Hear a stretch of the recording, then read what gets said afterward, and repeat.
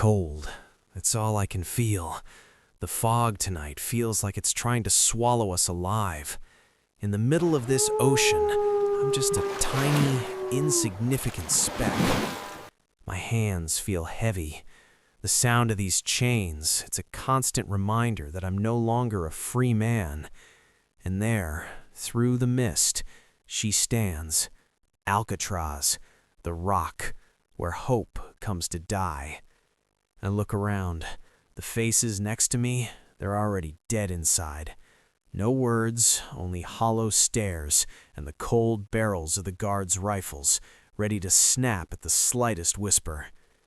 The closer we get, the more massive the island feels, an arrogant fortress of old concrete on jagged rocks. They say no one ever leaves here alive. Tonight, it's my turn to prove them wrong. The boat docks. The pier is shaking, or maybe it's just my legs. The guards are lined up, waiting for us like cattle arriving at the slaughterhouse. Step by step, the sound of chains dragging against the concrete is our welcome melody. What you're about to welcome to Alcatraz. Once you step inside, the outside world no longer exists. The iron gates creak open. It sounds like a hungry giant waking up. As I walk in, I realize the door behind me might never open for me again. The smell, it's a mix of sweat, cheap floor cleaner, and thick, heavy fear. These corridors feel endless, like a tunnel with no exit. Eyes, they're watching me from behind the bars, judging, looking for new prey. I try to walk straight, but my heart is pounding so hard it feels like it's gonna burst. This is your cell, 1402. Don't cause trouble unless you want to end up in a hole much deeper than this one. His words were short, but enough to make my blood run cold. Cramped, just me, a hard cot, and silent concrete walls. This is my world now. 4 steps forward, 4 steps back. Brack! The sound of that iron door slamming shut. It's the most painful sound I've ever heard. It's the sound of my freedom being stolen. I sit on the edge of the bed. That yellow light above me keeps flickering, like it's mocking me. Time stands still here.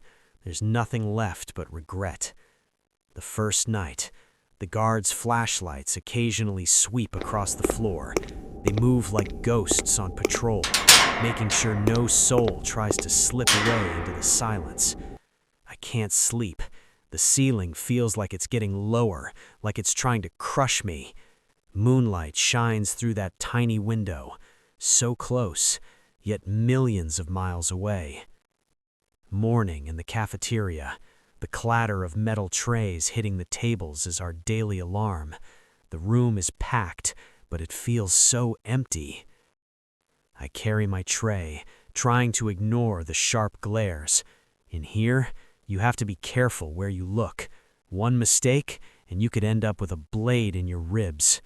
And there he is, the king. He doesn't need to speak to be feared. He just sits there, and everyone stays away. A reminder that in Alcatraz, there are laws harsher than the guards. I can feel his eyes on me, cold, sharp. I look down quickly, trying to be invisible. I don't need another enemy in a place like this. He keeps watching me, like he knows I won't last long here. But he's wrong. I don't plan on staying long at all. Suddenly, a scream shatters the night. Something bad is happening. In Alcatraz, screams are common, but they still make your skin crawl. A prisoner is dragged past my cell, his face covered in blood. That's what happens when you fight the system. They don't show mercy. Then there's solitary confinement, a place where they leave you in total darkness until you forget your own name. I can't end up there. One night, I hear a whisper. It's the old inmate in the next cell. "Do you want out?" he asks. His voice is barely a breath, but to me, it sounded like thunder. He's been here for 30 years. His face is a map of suffering. He tells me this prison has a secret. It's aging, just like the rest of us. My mind starts racing. Out?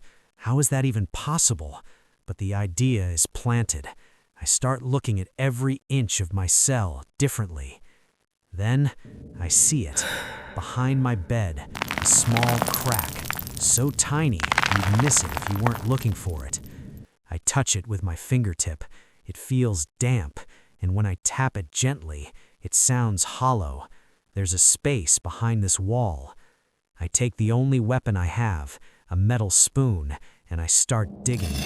Every scrape sounds like an explosion in my ears. I have to be so quiet. Bit by bit, the concrete dust falls. My hands are shaking, but I don't stop now. This isn't just a hole in the wall. It's my only way back to being human. Shh! Guard's coming. Hide the spoon. Stay calm. Don't look at him. I hope he can't hear my heart thumping against my ribs. Night after night, the hole gets deeper. My fingers are numb, but I can't stop now. The old man across from me, he's still watching. His stare is a warning. My time is running out. He starts drawing in the dust on his floor, a hidden path that only he knows. I memorize every line. The tunnels, the guard towers, the ocean currents. This is the map to life or death. I watch every step the guard takes. I need to know exactly when he turns and when he moves away. The flashlight sweeps the corridor like clockwork. In here, the darkness is my only protector. 1, 2, 3. I count every second between patrols. One missed second, and it's all over. Outside, the massive tower searchlights slice through the fog, like blades of light ready to cut down anyone in their path. The light scans every corner of the yard. I have to find the gap, the one moment of shadows. I need a decoy, a bit of cloth and scrap paper to make this dummy head. It has to look real from a distance. I fix the blankets, tucking the fake head onto the pillow so it looks like I'm fast asleep. From the outside, it looks normal. No one would guess that this bed is actually empty. This is it. The hole is big enough. My breath is heavy, but my mind is made up.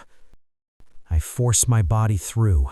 The cracked concrete tears at my skin, but the pain is nothing compared to the hunger for freedom. I'm inside the belly of the prison, dark, dusty, and filled with the hiss of hot pipes. The ventilation shaft is so narrow, every movement I make echoes through the pipes. It's terrifying. Stop. Footsteps right above my head. I freeze, holding my breath until my chest feels like it's gonna burst. He's gone. I have to move faster before the next patrol. At the end of the tunnel, a faint light. I can feel the cold night wind blowing through the iron grates. I push through the passage with the last of my strength. I see the roof vent. I start to crawl. I pop the vent and climb out onto the roof. Below me, the ocean is raging, waiting for me to jump. I huddle in the shadows, watching the searchlights dance across the buildings. I have to be so careful. Crawling slowly across the cold concrete. Every time the light gets close, I become part of the darkness. The searchlight passes right next to me, so close I can feel the heat of the lamp. That was too close. Run. As the light swings away, I dash for the edge of the building. Damn it, the red lights are spinning. They know I'm gone. The guard in the tower is shouting and pointing right at me. I'm out of time. All the searchlights are locking onto me. The roof is suddenly as bright as day. I keep running for the edge. Behind me, the shouts of the guards are getting louder, closer. I stand at the edge of this concrete cliff. Below me is nothing but the dark, violent ocean. This is the moment. I jump. The ice-cold night air hits my face as I soar down towards freedom or death.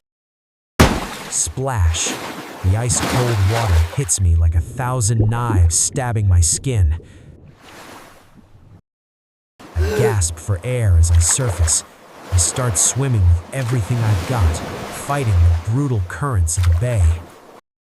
Searchlights sweep the water around me. They're still looking, but this ocean is too big for them. I look back one last time. Alcatraz is disappearing into the night fog. The sirens are fading away. The world might think I'm dead, but here, in the middle of the vast ocean, I am finally breathing as a free man.